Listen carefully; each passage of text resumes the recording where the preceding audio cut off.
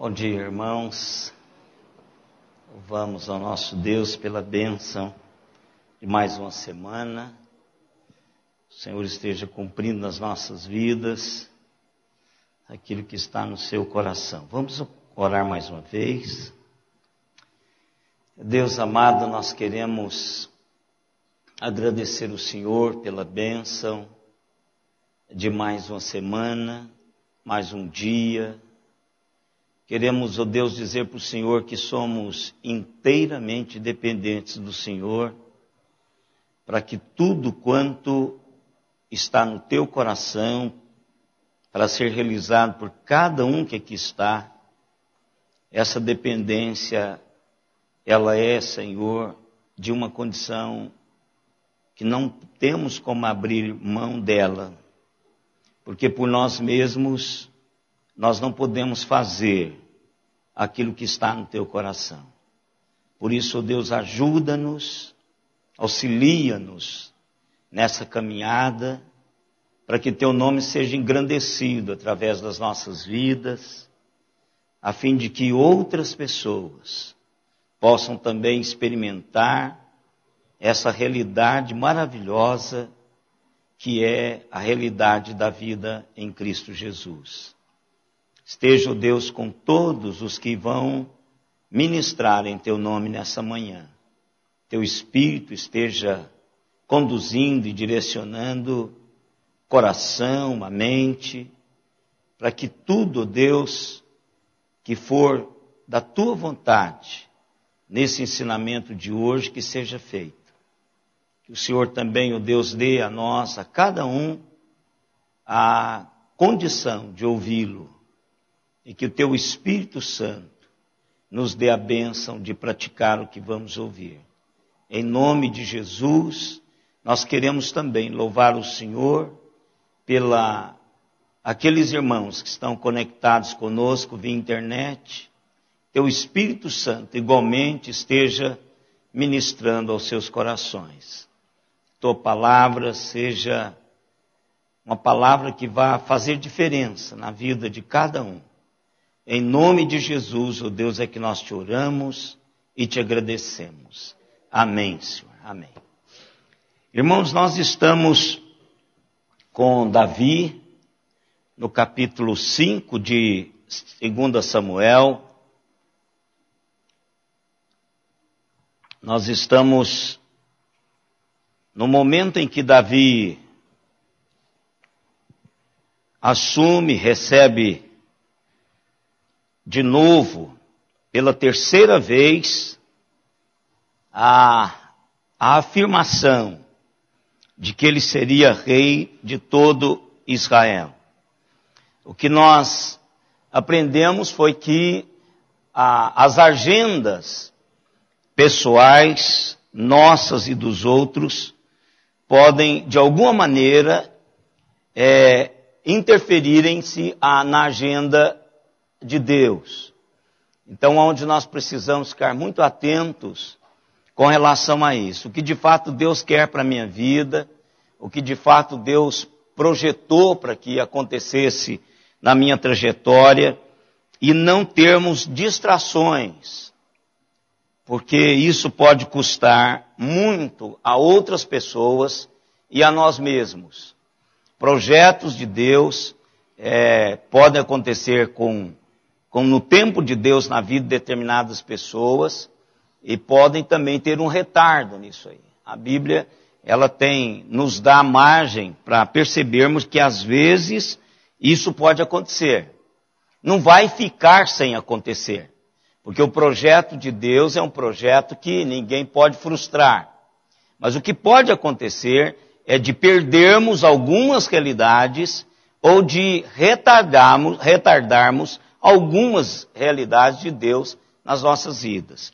E quando nós distraímos com as agendas dos outros e as nossas próprias agendas, absorvendo a agenda de Deus, então pode acontecer alguma coisa que não esteja na vontade absoluta de Deus, mas sim na vontade permissiva.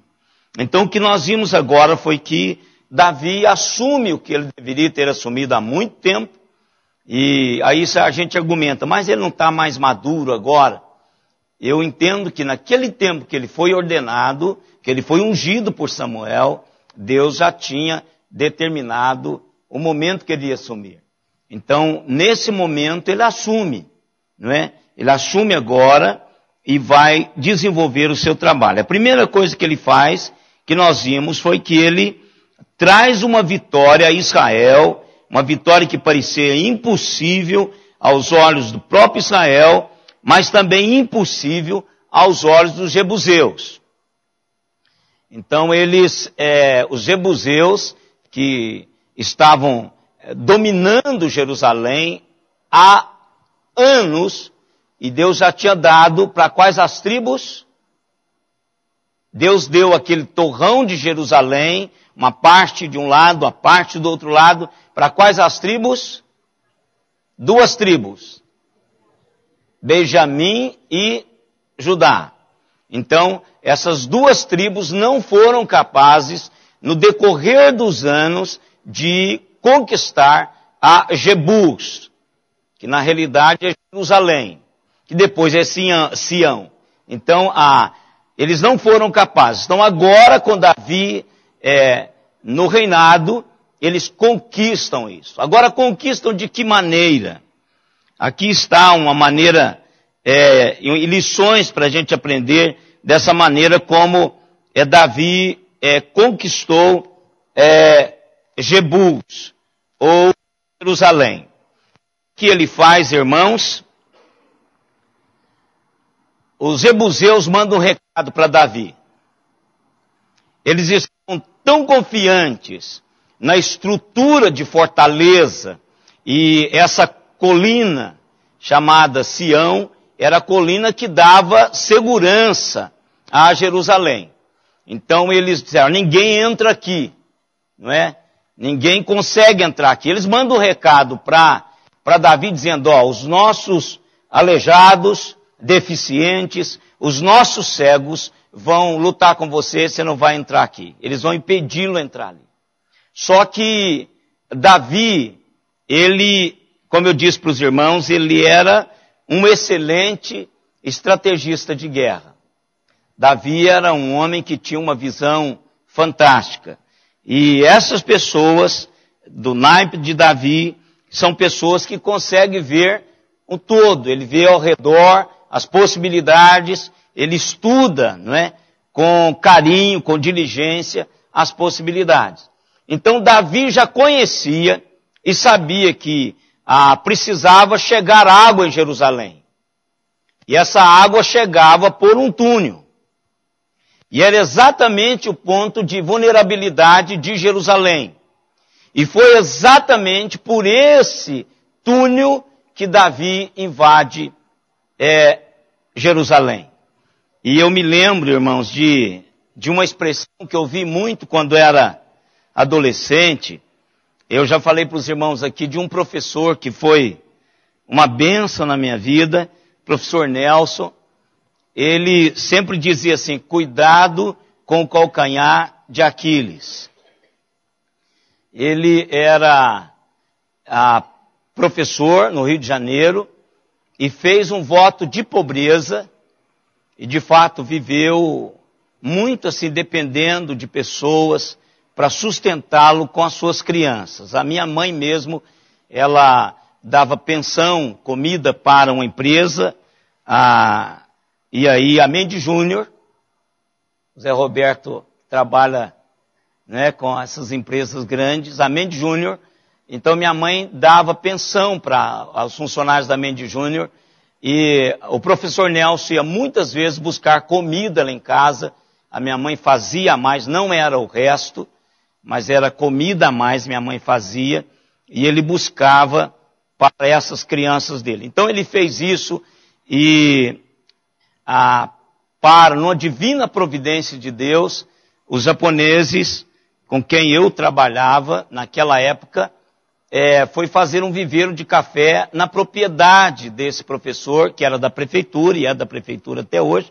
Foi apenas uma concessão para ele cuidar das crianças. E toda vez eu chegava um pouquinho mais cedo para assistir a devocional dele com as crianças. Tinham jovenzinhos lá da minha idade e que eu gostava muito deles, porque eles ficavam comigo o tempo todo para me ajudar lá no viveiro. Então eu participava das devocionais. E uma dessas devocionais, ele conta a história de Aquiles. E ele pega alguns textos da palavra para mostrar que todos têm um ponto frágil. Então ele dizia, cuidado com esse ponto frágil, porque o seu inimigo conhece. O inimigo sabe por onde entrar. E todos nós temos. Alguns são felizardos, tem mais de um, não é? Outros, nem tanto, só tem um ou um e meio, mas todos nós temos um ponto em que o inimigo sabe qual é. Davi percebeu isso. E nesse momento, Davi faz algo que dá-nos uma visão do que foi que aconteceu. Por exemplo, nós vimos lá atrás que Joabe fez algo que não passou pelo coração de Davi. Joabe havia perdido a sua posição. Aí Davi diz o seguinte, olha, aquele que chegar primeiro lá e abrir as portas, porque não foi todo o exército, irmãos, que passou pelo túnel. Foram pessoas que entraram lá e abriram os portões. É algo sutil. Não era algo que ia fazer um alvoroço para o inimigo acordar. Então, pense vocês, vem silenciosamente. Por onde você sabe que é um ponto frágil, e vem assim, sorrateiramente. Então, Joabe chegou primeiro. E aí Joabe reconquista de novo a posição de comandante do seu exército. Aí abre e acontece como nós vimos. Acontece a vitória, não é, de Davi sobre Jerusalém. Se você quer consultar isso, então você pode consultar 1 Crônicas 11:6.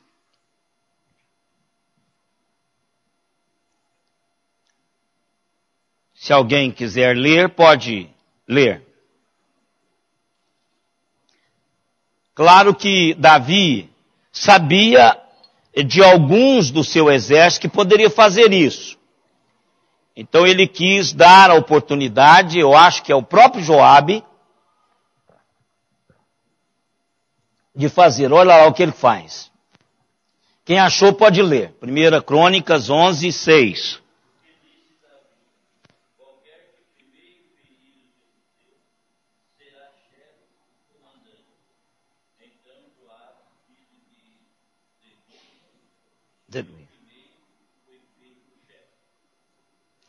Então veja, aqui a ideia de que Joabe perdeu o comando do exército de Davi. Por isso que a Bíblia, irmãos, às vezes a gente não tem o conhecimento amplo da Bíblia e nós perdemos um pouco da amplitude das lições bíblicas. Algumas coisas, principalmente pontos históricos. Pontos históricos, a gente tem que ajuntar todas as informações de toda a palavra com relação àquele fato histórico. Quando você ajunta, aí nós temos o quadro todo. Porque assim como qualquer pregador, ele não é exaustivo no que diz. A gente não esgota o tema. A gente prega enfocando alguma realidade do texto. Nós não vamos dar toda a cosmovisão textual. Então, quando nós queremos isto, a gente precisa de estudar os textos correlatos. E às vezes alguém diz alguma coisa e a pessoa fala assim, poxa, esse negócio aí não está na Bíblia. Mas se você for procurar e montar o quebra-cabeça, então você vai ter toda a leitura do fato histórico. E às vezes, você precisa de preencher alguma lacuna por caminhos que os dois textos estão lhe dando. Por exemplo, em momento nenhum, não há na Bíblia, em momento nenhum, que Joabe perdeu o comando depois do assassinato que ele cometeu. Não diz. Mas esse texto me diz que ele perdeu. Porque por que ele iria ganhar alguma coisa que ele já tinha? Então ele entra primeiro, veja que ele estava ávido para ganhar de novo a confiança de Davi. E agora ele vai à frente, abre os portões e entra o exército, aí Davi cumpre a sua palavra. E ele passa a ser de novo comandante do seu exército. Então são textos que a gente precisa ligar e a gente tem que tomar muito cuidado quando vamos dizer de alguma pessoa a questão do que ela está. Então, pergunte onde ela achou. Pergunte quais foram as fontes que essa pessoa está ministrando sobre aquilo. Porque ele pode conhecer alguma coisa que nós não conhecemos. Então é bom a gente dar uma ampliada no nosso conhecimento bíblico. Por isso que é muito importante lermos a palavra, pelo menos umas 3 vezes durante toda a vida. No mínimo. Porque a primeira é aquela leitura superficial, a segunda é aquela leitura um pouquinho mais enraizada, a terceira você já vai ter uma conexão de Gênesis e Apocalipse. Então, você vai falar assim, ó, isso está na Bíblia, você fala só se for na sua, porque na minha não está. Nunca vi isso. Né? Tinha uma frase que agora eles não falam mais porque já passou de época. Diz assim, 2000, como diz a Bíblia, 2000 chegará, mas 2000 não passará. Não tem isso na Bíblia. E olha, gente antes de 2000 falava isso com toda a convicção de que estava na Bíblia. Não está. Algumas pessoas pegam o que Nostradamus fala e coloca dizendo que a Bíblia está falando. Não tem nada a ver. Então, quando nós lemos a Bíblia toda, a gente tem essa leitura. E por isso a gente vai ter uma visão maior. Claro que nós pastores, somos privilegiados de esta ser a nossa ferramenta. E ainda assim precisamos estudar bastante para não termos nenhum problema na exposição bíblica. Essa primeira parte, irmãos, do capítulo 5, mostra um caminho que o capítulo 5 vai dar para mim e para você, que a gente precisa ficar atento. É que muitas vezes Deus quer fazer algo na minha e na sua vida, e que Ele já determinou que assim seria. Então você não precisa de ficar orando a Deus, para Deus te dar uma luz, um caminho, algo que Ele já lhe deu. Então você, por exemplo, tem alguns princípios bíblicos, que você não precisa ficar perguntando a Deus, ou até tentando para molhar a lã do lado de fora, depois molha do lado de fora e deixa a lã seca, né, a lá Gideão, porque a Bíblia já é clara com relação a isso. Por exemplo, invadir Jebus e conquistá-la, Deus já tinha dito isso lá atrás. Há muitos e há muitos anos atrás. Deu a Judá não conseguiu, os de Benjamim também não conseguiram. Então, aquela terra, Davi não precisava dizer, Senhor, eu tenho que subir a Jerusalém. Não, ele não consulta a Deus. Ele simplesmente, o momento em que ele toma o lugar de rei, ele diz, agora eu vou assumir, de fato, vou mudar a capital, vou mudar a residência real, eu vou para Jerusalém. Claro que ele tinha conhecimento disso. Claro que Davi tinha conhecimento do que Deus havia dado para o seu povo. Então ele vai e conquista. Momento nenhum nós ouvimos Davi orar sobre isso. Momento nenhum. Porque já era claro isso para Davi. Às vezes nós temos algumas coisas claras de Deus para mim e a sua vida, e a gente fica perguntando a Deus se é. Ó Senhor, será que eu faço? A Bíblia está dizendo para não fazer. Ou a Bíblia já está dizendo para fazer, então vai e faça. Vai e faça. Deixa o Espírito lhe conduzir, associe-se a pessoas que vão trazer isso à realidade, vá e faça. Agora, quando eu não tenho certeza, então aí eu preciso buscar a orientação do Senhor. É aqui que o restante do capítulo 5 vai direcionar a cada um de nós. Mas antes eu quero contar uma história, porque para mim essa história tem muito a ver conosco, irmãos. Comigo e com vocês. Um marinheiro, da idade, ele já não tinha mais o discernimento que sempre teve, se perdeu em alto mar. E os seus amigos, querendo ajudá-lo, porque ele era muito querido entre os marinheiros, deu-lhe uma bússola. Ensinaram para ele como usar aquela bússola. Diz, olha, no seu tempo, não precisava, mas porque ele tinha envelhecido, ele tinha perdido a noção de algumas realidades que agora ele já não tinha mais. E ele agora estava indo para o mar sozinho. Eu acho que isso é coisa de, depois passa 50, fica teimoso. Estava indo sozinho. Então aqueles amigos queriam dar a ele um instrumento de direção. Ensinou para ele como é que funcionava. E diz, olha, quando você sair de novo com o seu barco, não esqueça de levar essa bússola. E assim ele fez. Da vez que ele saiu, ele levou a bússola. E ele seguiu o conselho. Mas, como de costume, ele ficou confuso e não foi capaz de encontrar de novo o local de atracar o seu barco. Por fim, os seus amigos, preocupados, sabendo que ele não demora tanto, foi atrás dele de novo.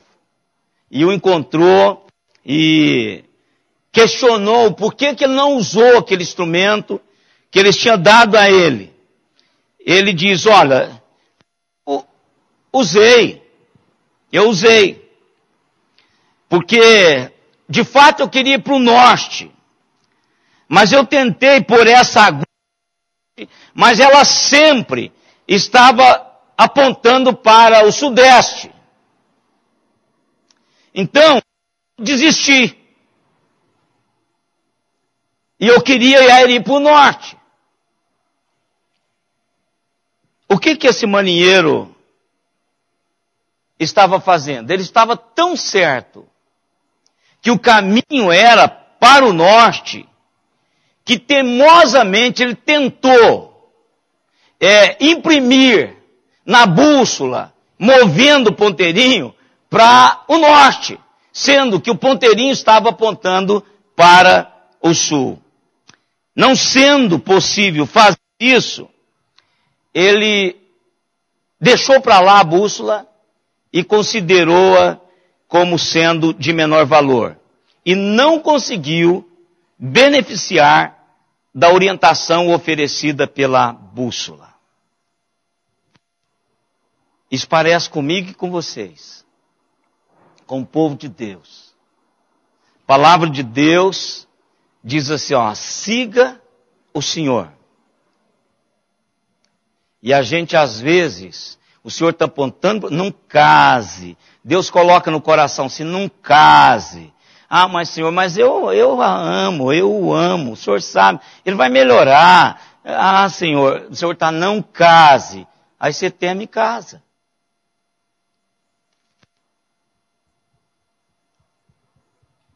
Não compre Mas, Senhor, essa é o meu sonho. Foi o meu sonho de consumo a vida. Compra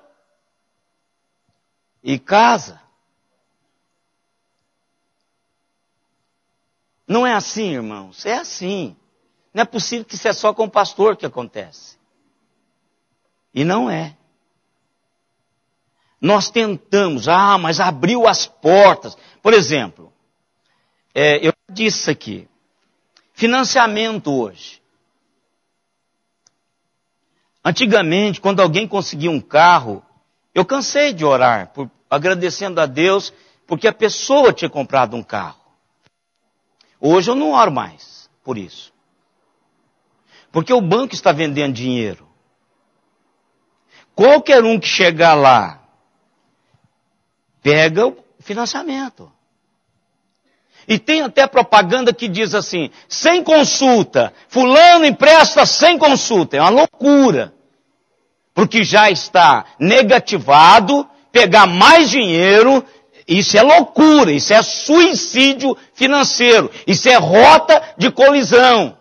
Tanto para quem está emprestando, para quem está tomando dinheiro emprestado. Isso é qualquer um, não precisa ser expert, qualquer pessoa sabe que isso é loucura. Agora o cara faz isso, veio pastor, ora aqui, porque olha, abriu as portas. Eu cheguei lá, uma menina simpaticíssima, parecia minha parente. Fez tudo para dar certo. E eu financei em 60 meses. Meu irmão, você me desculpa, eu não vou orar por isso. Eu não vejo isso como bênção. Não vejo. Porque você se endividou. Talvez no seu coração está dizendo, compra agora, compre um usado. Mas meu prazer é rasgar aquele plásticozinho do banco. Não é?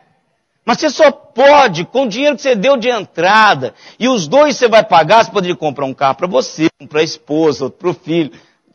Seminovo. Então Deus fala ao meu coração e ao seu. Irmãos, nós temos o Espírito Santo de Deus em nós. E quando nós não estivermos discernindo que o Espírito... Pegam pessoas, nós temos pessoas que caminham com Deus, são extremamente vividos com Deus. Vá nessas pessoas, fala assim, meu irmão, me diga, precisa ser nos pastores. Tem muitos irmãos aqui que têm caminhos muito mais perto do Senhor do que eu e o Alexandre. Chego para ele e falo, meu irmão, eu queria um conselho do irmão. Veja que o irmão é crente e tal. Me diga uma coisa, eu estou pensando, irmão, me diz disso. E deixa Deus falar sobre ele. Deus falar através dele a você. Senão você tem a fonte. Você tem o Espírito Santo em você. Esse é o maior GPS que pode acontecer. Não tem chuva, não tem trovão, não tem relâmpago, não tem fora de área. Ele está o tempo todo conectado comigo e com você. O problema é que a gente quer tudo para ontem. E do jeito que nós queremos. Senhor, vou ou não vou? Sabe qual que é, irmãos? A grande bênção de consultarmos o Senhor, é que a glória da vitória não é minha, é dele. Nós fomos criados para a glória do seu nome. Mas, infelizmente, nós estamos sendo adestrados para puxarmos toda a glória para nós. Isso é adestramento cultural. Você olha, você vê um mundo de diploma, parece que o cara está tentando te impressionar. Doutor não sei o quê, doutor não sei o quê, mestrado não sei o quê, fulano. Isso é loucura. Aí quem não tem vez. Então quando eu dependo, veja, no momento em que Davi tinha o conhecimento suficiente, tanto histórico, da vontade de Deus, ele vai e faz. Mas agora chega um momento que ele não tem esse conhecimento. E olha que Davi é matador de filisteu. Desde jovenzinho. Não deixa comigo, eu tenho 30 anos de ministério. Que 30 anos de ministério? Para. Ontem foi ontem, hoje é hoje. Amanhã será amanhã. E qualquer um que faça o que Deus quer fazer, na sua própria força, vai quebrar a cara, porque não vai fazer o que Deus quer fazer. Então veja o que ele faz no verso 17. Ouvindo, pois, os filhos que Davi fora, os filisteus, que Davi fora ungido rei sobre Israel, subiram todos para prender a Davi. Ouvindo, desceu Davi à fortaleza. Aqui, irmãos, é algo interessante. Primeiro que eles devem ter ficado sabendo da vitória de Davi sobre Jerusalém. Davi agora já estava famoso. E os filisteus diziam, vão prender esse camarada, porque prendendo Davi, nós vamos conquistar tudo. Mas, aqui tem algo de Davi que a gente também precisa aprender, irmãos. Olha a sua volta. Nós somos agentes do reino de Deus. Dê uma olhada à sua volta. Não fica à mercê dos inimigos, fica atento. O que Davi fez? Chegou ao ouvido de Davi. E ele agiu imediatamente. Ele desceu à fortaleza. Ele sabia que ele era o alvo. Então o que ele faz? Ele se protege para ver o que ele vai fazer. Então, às vezes, irmãos, a retirada, ela pode ser estratégica. Às vezes, quando o inimigo mostra a cara, dê uma olhadinha, corra dali, desça à fortaleza. E às vezes a fortaleza meta o joelho em terra. Procure alguém para lhe amparar. Peça conselhos. Gente inteligente pede conselhos. Então vá atrás de alguém. Mas 18 diz, mas vieram os filisteus e se estenderam pelo vale de Refaíns. Ou seja, eles cercaram a Davi. Aqui eu tenho impressão assim, irmãos, que foi dado um comando, e eles falaram assim, esse camarada, ele não está ainda estruturado, vamos pegá-lo agora. E às vezes, irmãos, é aí que nós perdemos a batalha. Quando nós não estamos atentos à nossa volta, ao que está acontecendo à nossa volta.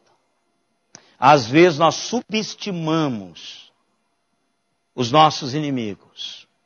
E a Bíblia diz que ele ruge ao nosso derredor todo o tempo para nos jantar. Para fazer de nós o seu prato do dia. Então nós precisamos estar atentos.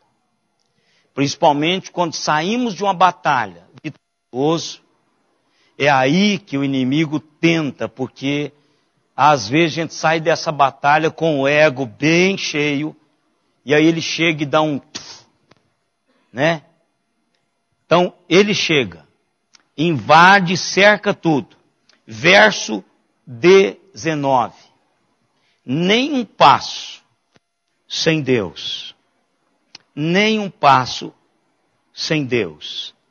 Davi consultou o Senhor, dizendo, subirei contra os filisteus, entregarmos-as nas mãos?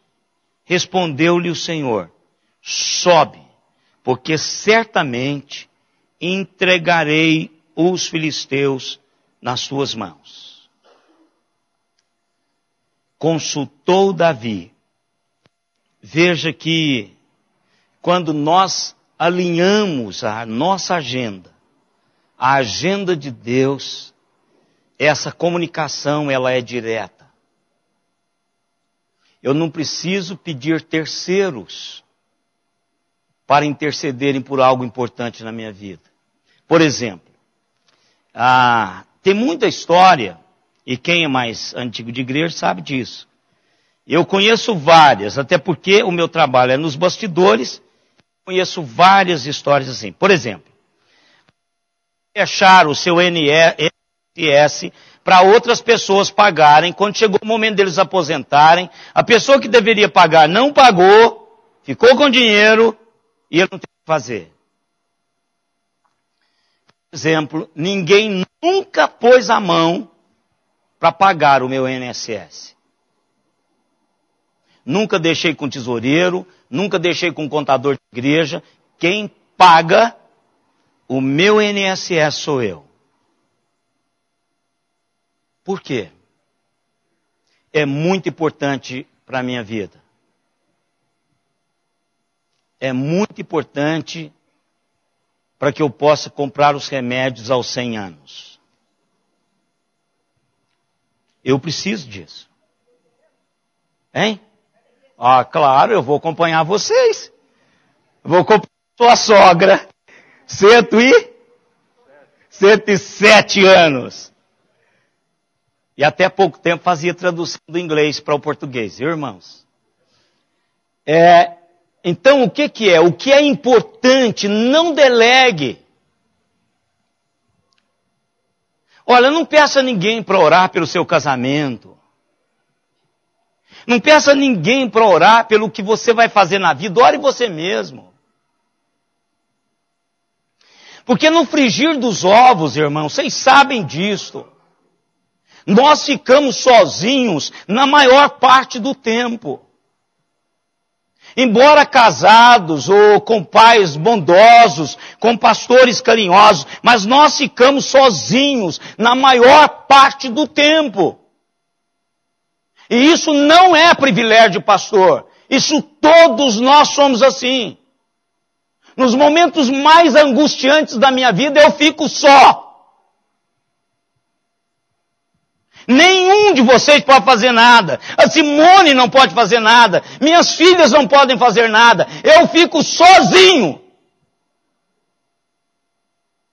Algumas tomadas de decisão eu fico sozinho. Ninguém mais me acompanha. Então por que eu tenho que delegar a terceiros? Coisas que eu posso fazer sozinho. Que é consultar a Deus o que Ele quer da minha vida. Porque nós somos a somatória das nossas decisões. Aos 56 anos, eu sou a somatória de todas as decisões que eu tomei, de lá até aqui. Então eu preciso consultar a Deus. Eu mesmo. Porque se eu tivesse pedido a opinião de um punhado de pessoas, eu não seria pastor, inclusive da minha mãe. A minha mãe chorou amargamente quando eu disse para ela que não iria fazer medicina, ia para o seminário. Ela disse, você quer me matar? Você vai me matar. E você ainda vai lá para esse mundo tão longe que é o Nordeste. Em 1980 era mesmo. Minha mãe não queria.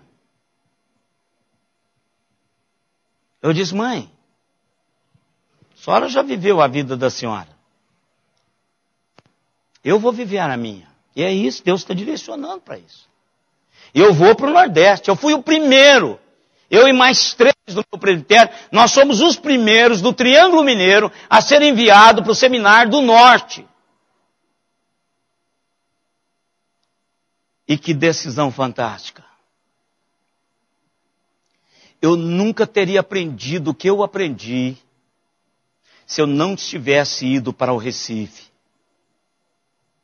Eu nunca teria crescido como eu cresci se eu não tivesse os irmãos nordestinos auxiliando-me nesse crescimento. Eu passei 11 anos lá. E até hoje, eu colho frutos benditos dessa decisão. E a igreja colhe também. A Leir está conosco há quase 15 anos. E abençoou esse pedaço de chão chamado Araraquara. Muitas mulheres que aqui estão são ricamente abençoadas pelo ministério da Leir.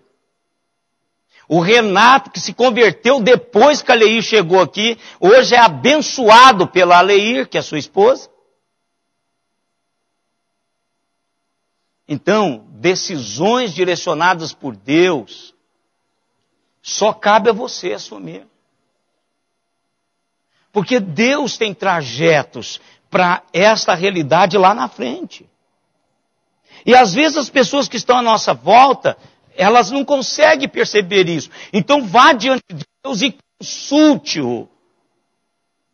Davi, eu gosto disso aqui. Davi consultou o Senhor, subirei contra os filisteus, entregarmos-as nas mãos. Respondeu-lhe o Senhor, sobe, porque certamente entregarei os filisteus nas tuas mãos. Ele consulta o Senhor. Como isso é bom, irmãos. Porque oposição nós vamos ter, até fazer o que é bom, nós teremos oposição. Porque a coisa mais fácil de ser é oposição. Ou seja, numa coisa, se bem clara, a coisa mais fácil de ser é pedra e não vidraça. Pedra, qualquer um pode ser. Vidraça, não. Vidraça é de outro material. É de outro material. Então, irmãos, qualquer coisa que você for fazer na vida, você falar, mas pastor, médico também tem, enfermeiro tem, advogado tem, faxineiro tem, qualquer área que você abraça, você vai ter alguém que vai dizer, vai te criticar. Então o que a gente precisa de ter, irmãos? Certeza de que Deus quer que façamos o que estamos fazendo. E não deixa o outro lhe dizer isso. O véu do templo foi rasgado, irmãos, de alto a baixo. Vocês não precisam de mim para dizer para vocês o que Deus quer para a sua vida. Ele mesmo pode fazer isso. Claro que Ele pode usar-nos, enquanto boca do Senhor, para agregar ao seu coração algo que Ele já está lhe dizendo. Alguém me disse essa semana passada assim, eu perguntei, e aí? A pessoa diz assim, o Senhor já me disse domingo de manhã. E eu não sei o que eu disse. Porque aqui só tem um esboço. 70% do que eu digo não está escrito. Então, eu não sei o que eu disse.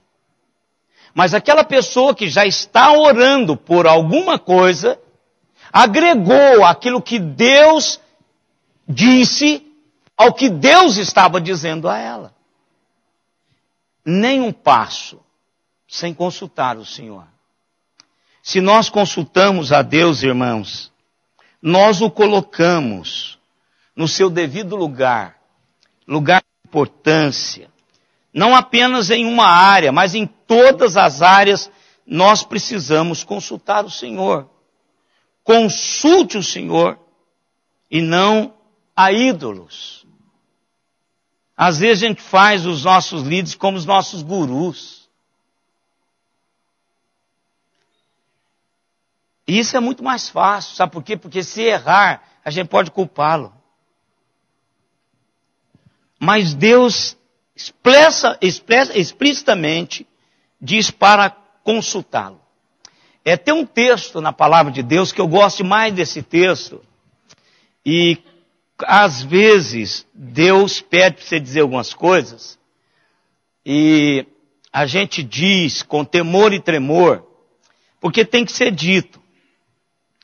Mas o peso de dizer aquilo é muito grande. Por isso, irmãos, que é muito mais fácil agradar ao consumidor do que dizer aquilo que Deus quer que diga. Porque se eu estou aqui para agradá-los, eu não vou ter atritos. Eu não vou puxar para mim responsabilidades que são do Senhor. Eu vou acalentar, falar, não, é isso mesmo, casa com ele, vai melhorar. Quando você está vendo que não vai. Que ele já tem um caráter sinalizado. Isso aí, só se houver uma conversão, mas uma conversão assim, daquelas. Porque só Deus para mudar. Esse pó de arroz, esse band-aid cristão, não vai funcionar. Como a gente tem visto em muitos lugares. Então, eu gosto desse texto. 2 Reis, capítulo 1, verso 1 a 4.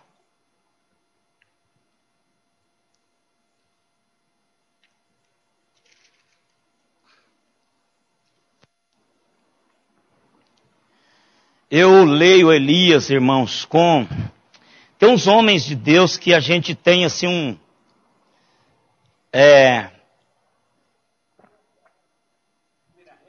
Segunda Reis 1. Olha aqui o que diz esse texto, irmãos. Depois da morte de Acabe, revoltou-se Moabe contra Israel. E caiu Acasias,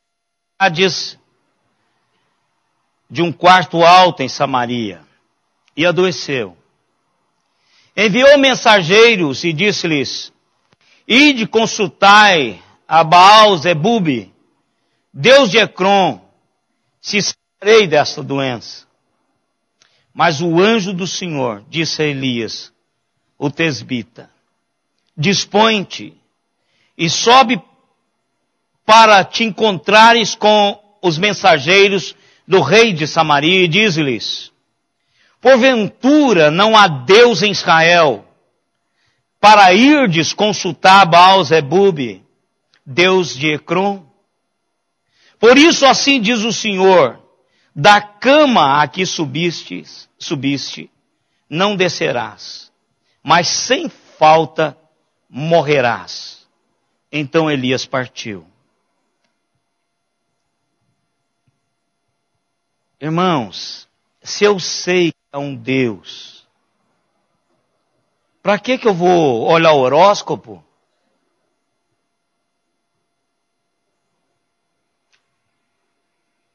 Tem crente que ouve o horóscopo, que lê o horóscopo, que sabe o seu signo.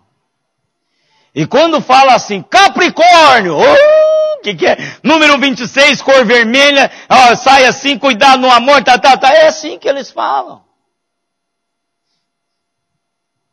E alguns, tipo aqueles de Apocalipse, ainda jogam no bicho o seu número.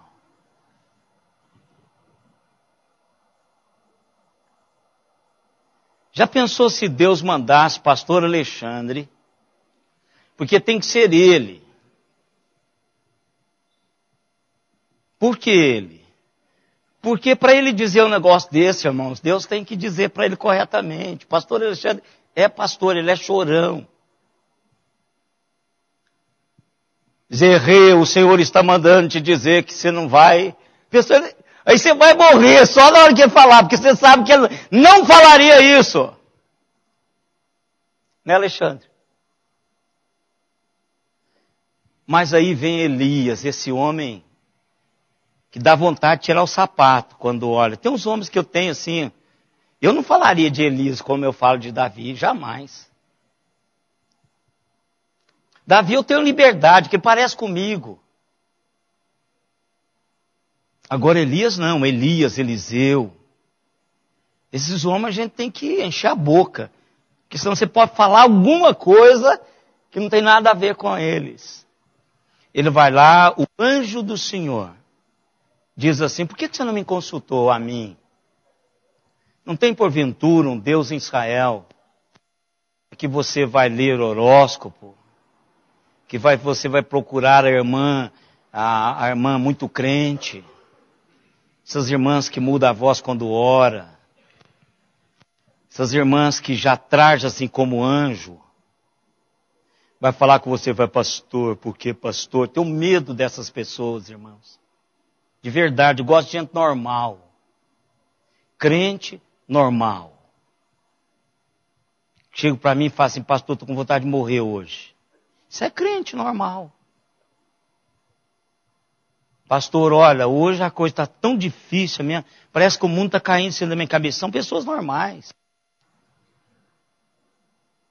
Pastor, ó, o senhor sabe, eu sou crente a vida toda, já presenciei isso muitas vezes. Mas agora eu sei que meus dias estão terminando, eu estou com medo. Quantas vezes eu vi isso? Aí eu seguro na mão, recito o Salmo 23. Fiz isso várias vezes. Pessoa chora e diz, pastor, que bom é ter Jesus no coração. Olha, mudou. É só um medo.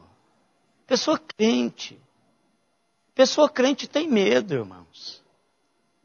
Agora o cara fica pingando santidade como se fosse o guru cristão. E tem uns que se vestem como guru, viu?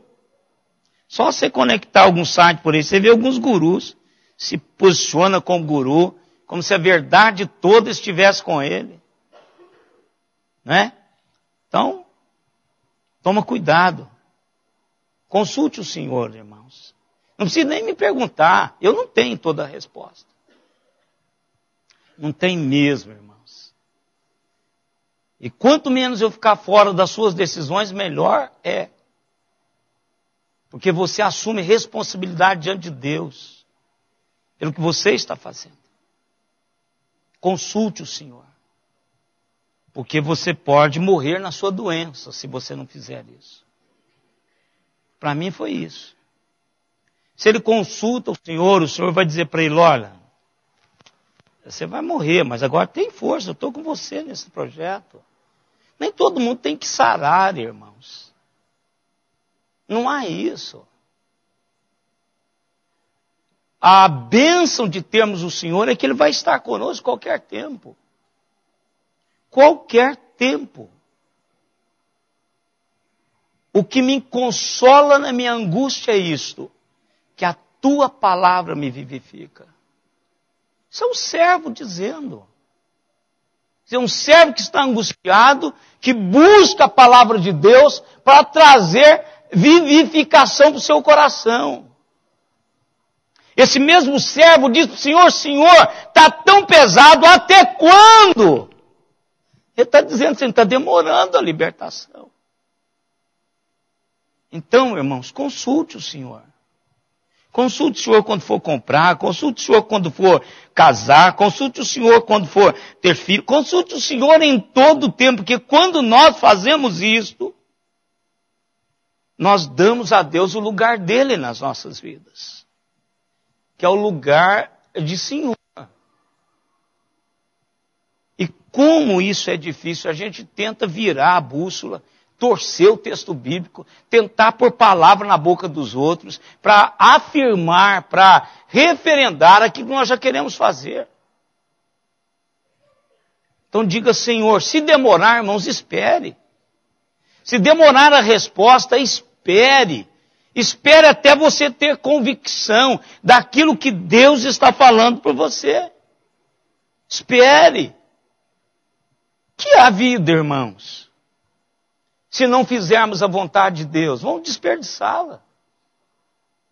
Agora diga, Senhor, eu estou aqui angustiado, me conta, me diz o que é, me mostre pela Tua palavra, me fale, o Senhor tem maneiras de falar. E tem mesmo, o Senhor pode usar qualquer uma. Agora me dê o entendimento que é o Senhor que está falando. Verso 19 de 2 Samuel 5.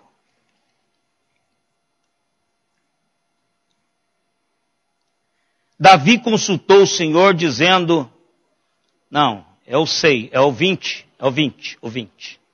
Então veio Davi a Baal-Perazim e os derrotou ali e disse, rompeu o Senhor as fileiras inimigas diante de mim, como quem rompe águas. Por isso chamou o nome daquele lugar Baal Perazim, que quer dizer, o Senhor irrompe, jorra através de mim. Ou seja, irmãos, a glória do Senhor é agora enaltecido. Deus agora é glorificado. Ele reconhece a Deus e não a si mesmo como gestor daquela vitória. Dê a Deus a glória que lhe é devida, não a nós mesmos. Não a nós, Senhor, mas ao Senhor pela sua ação, não pela minha ação, mas pela ação do Senhor. E a vitória é esmagadora. Os filisteus deixaram lá, o verso 21, os seus ídolos, e Davi e os seus homens os levaram. Olha o que é interessante aqui. Quando partimos para a guerra, partimos fiados naquilo em que nós confiamos. Os filisteus confiavam nos seus deuses. E Israel confiava no seu Deus. A vitória foi do Deus de Israel. Irmãos, aqui tem uma lição importante. Deus quer, é querer de Deus, que a nossa vida seja uma vida vitoriosa. Ele quer isso. Deus quer isso. E toda a batalha que eu e vocês enfrentamos, aqui e agora, não é uma batalha de uma vida terrena. Nós batalhamos com os principados e potestades, com os dominadores deste mundo. Essa é a leitura que nós precisamos ter. E esse texto vem subentendido essa lição. Os filisteus deixam os seus ídolos para trás. O texto não diz o que Davi fez com isso. O que era de ouro ele deve ter derretido, o que não era ele pôs fogo. Porque ele não iria levar isso para colocar no templo lá. Não é que eles vão construir. Então, irmãos, nós, qualquer batalha minha e sua, nós precisamos entender que é uma batalha travada a nível celestial.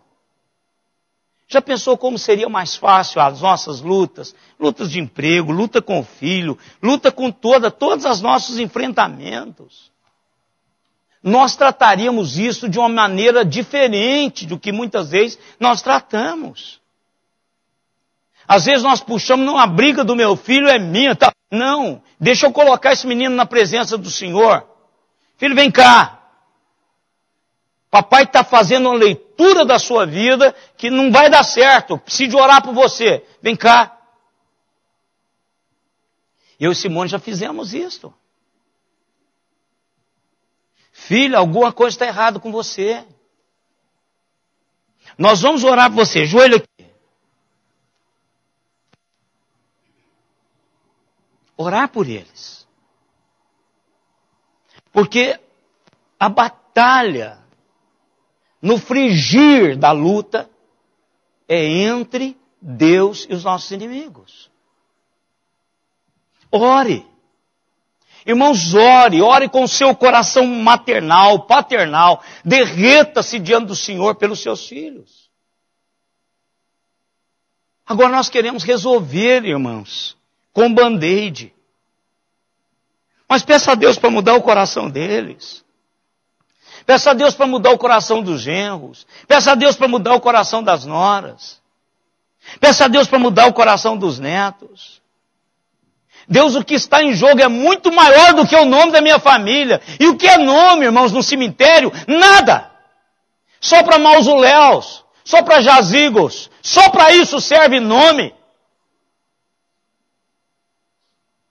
Para ver qual que tem o mármore mais bonito. Só para isso. Não é o nome, é o teu nome, Senhor.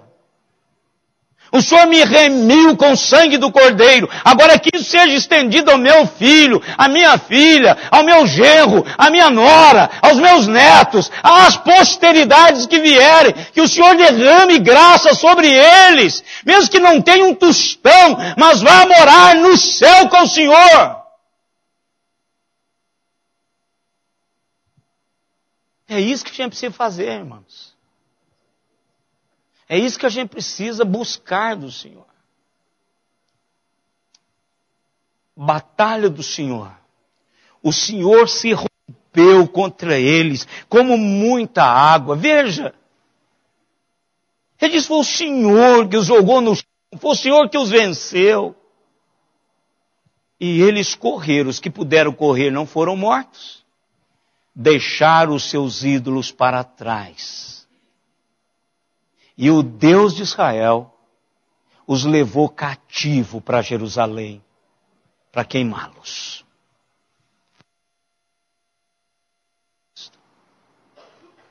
E essa é a leitura das nossas batalhas, irmãos. Não precisa ser rei, porque tem sombras pequenas, como a minha e a sua. Eu não preciso dizer, isso é um Davi. Não precisa. A minha e a sua sombra. Deus quer projetá-las na história. Então a gente precisa de alcançar as pessoas que estão à nossa volta, para a nossa sombra. Eu já disse, eu nunca sonhei ter a sombra do tamanho de Billy Graham. Por mais que eu ore, por mais que eu leio a Bíblia, mas eu vou ter um Billy Graham. Porque eu não fui chamado para ser Billy Graham. Agora, eu posso orar e posso ler a Bíblia e ser tão crente quanto Billy Graham. Isso eu posso. Agora, a sombra que cada um de nós vamos projetar é de acordo com a nossa copa, com a nossa natureza. Tem pezinho de gabiroba desse tamanhozinho que enche de gabiroba. Mas tem pé de jaca enorme, que tem jaca à vontade. Então, debaixo do pé de gabiroba, você não põe carro, mas debaixo da jaqueira você pode pôr carro, cuidando para que nenhuma caia em cima do teto, ou da cabeça, fica à vontade. Então, sombra, Deus sabe a minha e a sua. Agora encara cada luta, pode ser ela pequenininha. A luta financeira, irmãos, tem a ver com Deus, com a sua mordomia. Você não precisa consultar um guru financeiro para acertar as suas finanças. Meta o joelho em terra e diz, Senhor, o que eu estou fazendo com o meu dinheiro?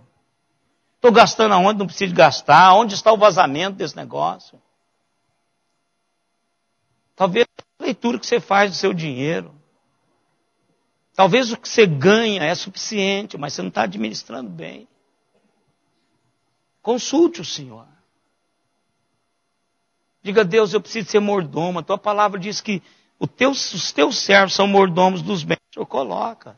Não são meus, eu sou apenas gestor por um tempo. Daqui a um tempo isso vai mudar de mão. E aí cessa o meu tempo de gestão daquilo que eu estou fazendo. Mas enquanto eu for gestor, eu preciso fazer isso de conformidade com o conselho do Senhor. Qualquer área, irmãos. Vai casar, fala com o Senhor. Vai divorciar, fala com o Senhor também. Senhor, muda o nosso coração. Quando nós fomos ao altar, não era assim. Eu amava essa encrenca. Eu estava decidido a caminhar com essa encrenca. Agora, onde chegou esse relacionamento? Abra o seu coração diante do Senhor. For ter filhos, faça a mesma coisa. Eu não quero ter porque... Não, vá no Senhor. Senhor, qual que é o propósito do Senhor para minha família? Quantos filhos eu vou ter? Esse negócio de sustentar, Ele que sustenta. Ele que mantém os nossos filhos na linha. A maioria de nós aqui não temos mais como coordenar os nossos filhos. Se eles não aprenderam, eles não aprenderam. E aí acaba sendo problema deles mesmos.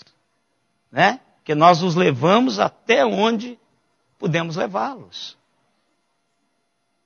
Vamos consultar o Senhor e entender que toda batalha, Ele precisa estar incluído. Vamos colocar em pé, vamos orar.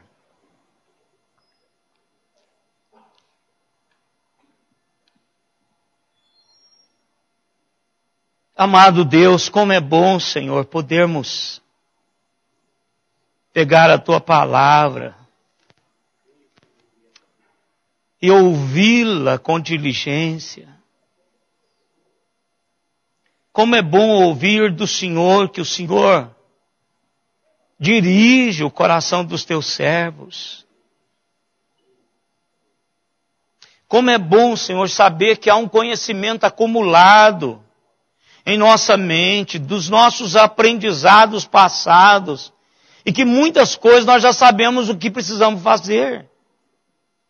Ajude-nos, Senhor, a termos estratégias para conquistar aquilo que já deveríamos ter conquistado há anos. Ajuda-nos, Senhor, a fazer hoje aquilo que já deveríamos ter feito ontem, porque já sabemos que precisávamos ter feito. E ajuda-nos, Senhor, nas conquistas futuras, na de hoje, na de amanhã, nas que virão, Senhor, abençoe-nos.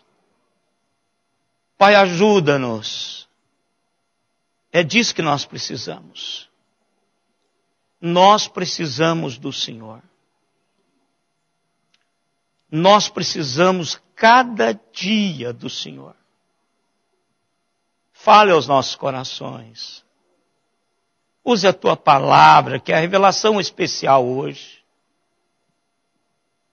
Mas fale-nos também, por convicção de ação, pelo Teu Espírito Santo, que é o mesmo instrumento que usa a Tua palavra.